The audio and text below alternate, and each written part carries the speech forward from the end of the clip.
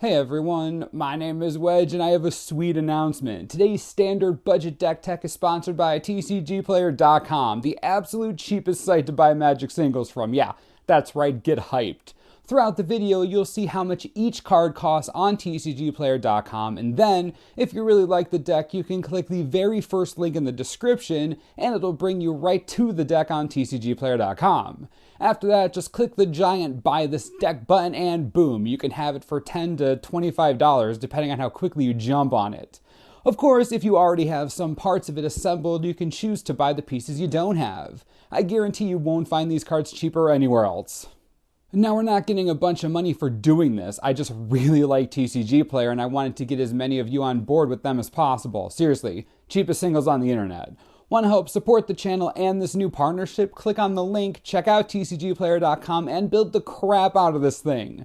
Without further ado, let's talk black-white budget allies. There are a ton of ally shells running around. In this version, we're looking to take advantage of the awesome life gain sub-theme that came with allies in Battle for Zendikar. Also remember, this is a budget list. At the end of the video, I'll go over ways to upgrade the deck if you choose to.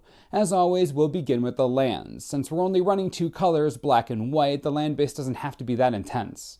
We're running playsets of Caves of Koios and Scoured Barrens alongside two Mortuary Mire for the nice creature recursion value. We're also running a playset of Ally Encampment. While we don't really need the fixing that much, that last ability is a great way to protect our important allies on the field. All that's left are 6 plains and 3 swamps for a 23 land mana base. Now we are an ally deck, which means we need a lot of allies. We're running 28 of them. Overboard? Maybe. Regrets? None. Let's begin at the bottom of our curve with a playset of Expedition Envoy. A simple 1 mana 2/1 is just fine for us, but the fact that it's an ally, amazing.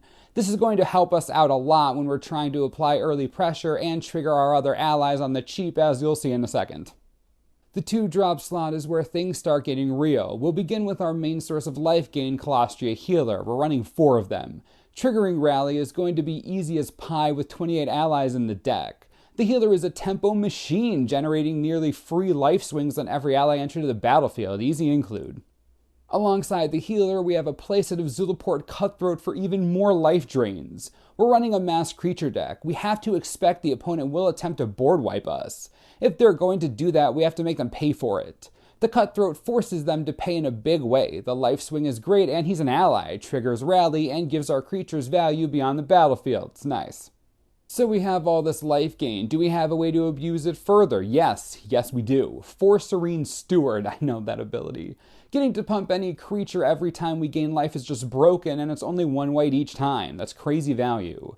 If the counters went on the Steward, it would be just alright, but the fact that you can put them anywhere, it's insanity. It lets you grow your other creatures to get out of Radiant Flames or Languish range. It helps you spread the power out if you want to mass an all-out attack and they can't block everything. The Steward is perfect in this deck, also an ally. It's value for days. Our last 2-drop is Core Blade Whirl, another playset and another ally. A 2/2 for 2 is par for the course, but in Constructed you obviously want it to do more. This does way more than nothing. Giving first strike to all of your creatures on a rally trigger? Are you kidding me? That's just dirty. Think about this late game. You have a few creatures that are what? 4/4s, 5/5s thanks to the Serene Steward? Drop a Blade Whirl and your gigantic army has first strike. You'll never lose combat. Incredibly powerful and another cheap ally to trigger all of our stuff. The synergy's real. We finally made it to our 3 drops. Yeah, we're not done with creatures yet. 4 drawn as Emissary, in addition to being a limited powerhouse, is a great addition to this strategy. A 3 mana 2/2 flyer is already decent. That ability though, so brutal. You don't even need Rally, you just need an upkeep and wham every single turn. It's unending, at least until the game is over, but you get what I mean. The Emissary gives us a constant trigger for our Steward, triggers our other Rally effects since it's an ally, and just piles on the life drain. I mean, it's so much life gain, it's kind of nuts. Speaking of life gain, the last creature in the deck, Lantern Scout. I know, it had to happen. On Rally, all of our creatures gain lifelink. Welcome to how we're going to blow out every single aggressive strategy known to man. With even just a few allies in play, lifelink can create such a big a life swing that it'll be nearly impossible for some opponents to overcome. Imagine triggering this and the Blade Whirl in the same turn. First strike and lifelink? That's unbelievable. And that isn't that hard to do. You just need them on the battlefield at the same time. That's so easy. Anyways, the scout helps to trigger our steward and everything else since you guessed it, it's an ally. That does it for the 28 creatures in the deck, which means we're left with our 9 non-creature spells. We're running 2 March from the Tomb. This may seem like a casual card, but honestly, in this version of Allies, it is extremely potent. We're not delusional. There's a good chance that our board is going to be wiped multiple times. It's certainly possible. March from the Tomb lets us bring most everything back and have all of it trigger on each other and itself. Imagine bringing back a Colostria healer, Serene Steward, another healer, and 2 envoys. That's 8 mana and what, 10 triggers between both healers? That's a 20-point life swing straight up. Yeah, it's a thing. Now, we are a tribal deck, but we need some removal. 3 ultimate price seem pretty well positioned right now. There are Jaces running all over the place, Atarka Reds being super annoying, Wingmate Rock, Nantuko Husk. There are plenty of targets for the price, and we're going to hit all that we can with it. Just a good value removal spell. Speaking of good value removal spells, 2 Silk Wrap and 2 Stasis Snare round out our removal package and our list. Silk Wrap takes care of Jace just like the price, but also hits more bothersome creatures like Manus Rider and face-down Den Protectors. Stasis Snare is our catch-all answer to everything else. Between the Snare, Silk Wrap, and Ultimate Price, we should be able to deal with most things we need to. It's a decent removal package considering the type of deck we're running. Now that we've seen the entire deck, how does it work? Well, in many ways it's a tribal aggro deck, but not in all ways. You care way more about getting your triggers going than about attacking. Don't get me wrong, you don't want a game to go 30 minutes against an Esper Dragons deck, but at the same time you can't afford to chuck your allies into battle if they can die. You never want to trade, just ever. You want to take advantage of your massive creatures. Remember, your Lantern Scouts and core Blade Whirls are far more effective the more creatures you have. Don't throw them away for no reason. It's something to keep in mind. Also, remember to use Ally Encampment to save your best creatures. Otherwise, it's a glorified Scoured Barrens. Use it for its ability. It's awesome value for you. Sideboard, pretty easy actually. Duress is fantastic against control strategies and really anything depending on a non-creature card to win. Self-Inflicted Wound is the bee's knees against Obzan aggro, Jeskai Black, most Mardu decks as well. Super versatile right now.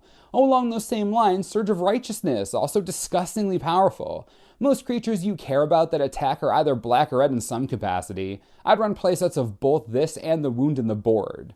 The last card I'd consider boarding as a top tier pick would probably be something like Utter End. It helps you deal with opposing planeswalkers you don't like. It's good to have in your back pocket. Now that that's over, let's talk upgrades. Since you have to keep the ally theme going, you want most of these creatures to stay. The only creature you want to add is probably Drana, Liberator of Malakir, as a 2 or 3 of. You don't want 4 of them due to her being a legendary. The only other non-land card I really want to throw in there is probably Gideon, ally of Zendikar. The dude is a walking ally dispenser. He'll trigger your rally for days, obviously a 4 of. You don't mind getting multiples of him because, let's be honest, they'll probably die anyways. As far as lands are concerned, I would probably put playsets of Flooded Strand and Polluted Delta in there just to help thin the deck of lands. Besides that, you don't really need much else. Caves of Koilos really covers your high end on color lands. It's a tough life you lead.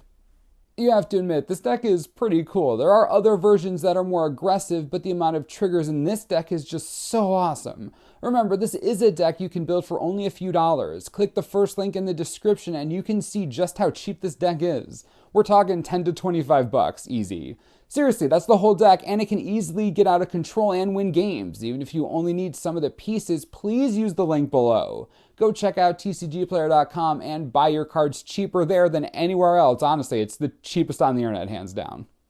Let me know in the comments what you think about this deck and what you might add for upgrades. Also, which formats and decks do you want us to cover in the future? Lastly, how do you feel about the TCGplayer pricing integration into the video? You like, you don't like? I've been using TCGplayer for a long time and I love them. Hopefully you will too. As always, subscribe for the latest and most reliable Magic the Gathering information you could ever need. This is the Manosaurus. I'm Wedge. Thanks for watching. We'll see you next time.